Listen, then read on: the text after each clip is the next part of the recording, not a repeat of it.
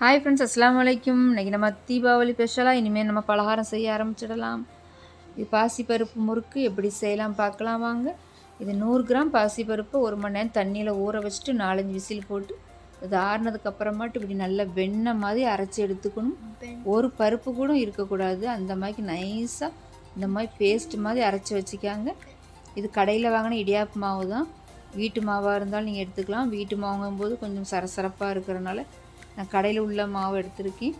இது உலக்கு மாவுக்கு கரெக்டாக 100 கிராம் சிறுபருப்பு எடுத்துக்காங்க. அதுதான் சரியான மெஷர்மெண்ட். கொஞ்சம் கூட குறைஞ்சி வந்துட்டாலும் நல்லா இருக்காது முறுக்கு. அதனால் உலக்கு மாவுக்கு, அதாவது நம்ம 400 கிராம் மாவு, 400 கிராம் மாவுக்கு 100 கிராம் சிறுபருப்பு தான் சரியான அளவு. கரெக்டாக 1 மணி நேரம் ஊற வச்சுட்டு ஒரு 4-5 விசில் போட்டு நைஸாக நான் சொன்ன மாதிரிக்கு மிக்ஸி ஜாரில் நைஸாக வெண்ணெய் மாதிரி அரைச்சிக்காங்க. இப்போ நம்ம இடியாப்பு மாவை பாத்திரத்தில் கொட்டிக்கலாம்.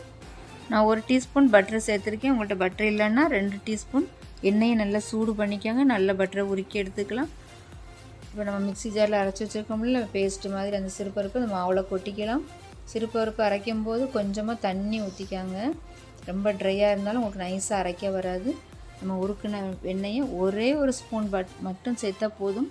இந்த மாவுக்கு தேவையான உப்பு சேர்த்துக்கலாம். 1 டீஸ்பூன் கருப்பு வெல்லை சுத்தம் பண்ணிவிட்டு சேர்த்துக்காங்க. கல் எதுவும் இருக்கும். முதல்ல தண்ணி எதுவும் சேர்க்கக்கூடாது. பாசிப்பருப்புலேயும் நல்லா அரிசி மாவு நல்லா முதல்ல கலந்து விட்டுக்கலாம். கூடுமான வரைக்கும் அந்த மாவை அந்த பருப்பில் உள்ள தண்ணியும் உங்களுக்கு போதுமானதாக இருக்கும். பத்தாத பட்சத்துக்கு நம்ம கொஞ்சமாக கைகளால் ரொம்ப கொஞ்சமாக தண்ணி தெளித்து சப்பாத்தி மாவு பதத்துக்கு வர வரைக்கும் நம்ம பிசைஞ்சிக்கலாம். சில பேர் சப்பாத்தி மாவு தளர்வாக பிசைவாங்க. அந்த மாதிரி பிசையக்கூடாது. கொஞ்சம் டைட்டாகவே இருக்கணும். ரொம்ப தண்ணி சேர்த்துட்டானைக்கு அரிசி எண்ணெய் அதிகமாக உறிஞ்சிடும். முறுக்கு முழுக்க எண்ணெயாகவே இருக்கும். அதனால் ரொம்ப டைட்டாகவே பிசைஞ்சிக்காங்க. இந்த மாதிரிக்கு நல்லா அழுத்தம் கொடுத்து பிசையும்போது மாவு நல்லா சாஃப்டாயிரும். அப்போ உங்களுக்கு முறுக்கு அச்சில் போட்டு புளியும்போது உங்களுக்கு ஈஸியாக ஸ்மூத்தாக வரும் புளியறதுக்கு. இந்த பக்குவத்தில் கொஞ்சமாக தண்ணி தெளித்து சேர்த்து பிசைஞ்சிக்காங்க. இப்போ 3 கண்ணு உள்ள முறுக்கு அச்சு எடுத்திருக்கேன். அதில் முதல்ல பட்டர் சேர்த்து தடவிக்கலாம். அப்போ உங்களுக்கு மாவு புளியும்போது ரொம்ப ஸ்மூத்தாக வரும். 2 பக்கத்துலேயும் சேர்த்துக்காங்க. மாவு நம்ம கொஞ்சமாட்டு எடுத்துகிட்டு மீதி உள்ள மாவு மூடி வச்சுக்கலாம். எல்லா மாவும் திறந்துருக்கும் போது காஞ்சிடும். அப்புறமா மாவு உங்களுக்கு முறுக்கு புளியும் போது ரொம்ப கஷ்டமாக இருக்கும். இப்போ ஒரு உருண்டை எடுத்து நம்ம உலக்கில் சேர்த்துக்கலாம். முறுக்கச்சில் சேர்த்துக்கலாம். இந்த மாதிரி 3 தட்டு எடுத்துக்காங்க. அந்த தட்டை கவுத்தி விட்டுக்கலாம். இப்போ முறுக்கை நம்ம புளிஞ்சு மேலே ரெடி பண்ணிக்கலாம். இந்த மாதிரி ஸ்மூத்தாக வரும். இந்த கட்டாகாமல் இப்படி வரும்போது உங்களுக்கு நீங்கள் நல்ல மாவு பிசைஞ்சிருக்கீங்க. தண்ணி சரியான அளவில் இருக்குதுன்னு அர்த்தம். உங்களுக்கு கட்டாய் வரும்போது உங்களுக்கு தண்ணி நீங்கள் சரியாக சேர்க்கலை. அந்த மாவு உங்களுக்கு பிசுபிசுப்பு தன்மை இல்லைன்னு அர்த்தம். நான் சொன்ன மாதிரி அளவில் அதே மெஷர்மெண்ட்டோடு நீங்கள் சேர்த்துக்காங்க. பாசிப்பருப்பு முறுக்கு சாப்பிட்றதுக்கு அவ்வளோ சூப்பராக இருக்கும். இது ஈஸியான ஒரு வேலை தான். டக்குன்னு செஞ்சு முடிச்சிடலாம். டேஸ்ட் நல்லா இருக்கும். நீங்கள் பட்டர் மட்டும் சேர்க்கும்போது, பட்டரோ டால்டாவோ ஆயிலோ சேர்க்கும்போது அளவுக்கு அதிகமாக சேர்த்துக்காதீங்க. 1 டேபிள் ஸ்பூன் மட்டும் சேர்த்துக்காங்க. அதிகமாக சேர்க்கும்போது எண்ணெயில் முறுக்கு நீங்கள் போடும்போது அப்படி தனித்தனியாக பிரிஞ்சு ஓடிடும்.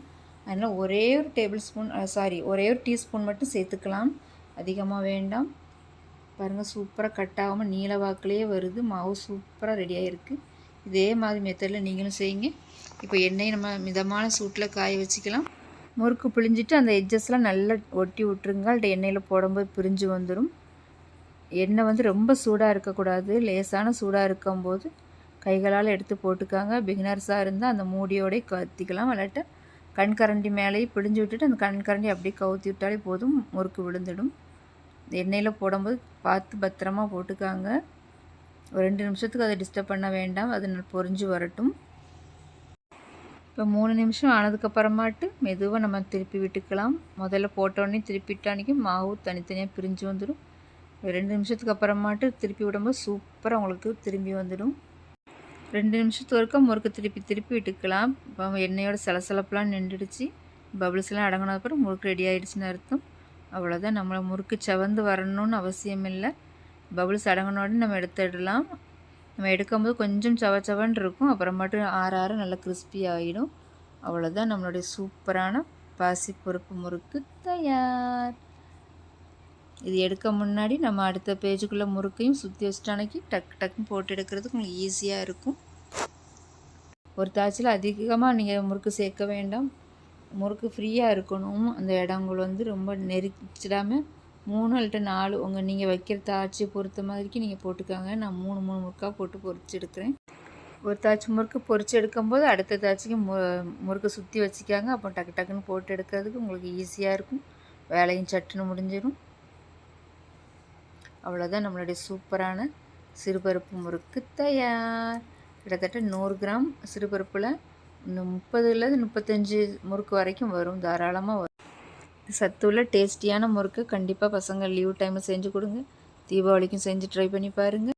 இந்த வீடியோ உங்களுக்கு பிடிச்சிருக்குன்னு நினைக்கிறேன். இந்த வீடியோ பிடிச்சிருந்துச்சுன்னா லைக் பண்ணுங்கள், ஷேர் பண்ணுங்கள், கமெண்ட் பண்ணுங்கள். மறக்காமல் நம்ம சேனலை சப்ஸ்கிரைப் பண்ணிக்கோங்க. பக்கத்தில் இருக்க பெல் ஐக்கானையும் கிளிக் பண்ணிக்கோங்க மக்களே.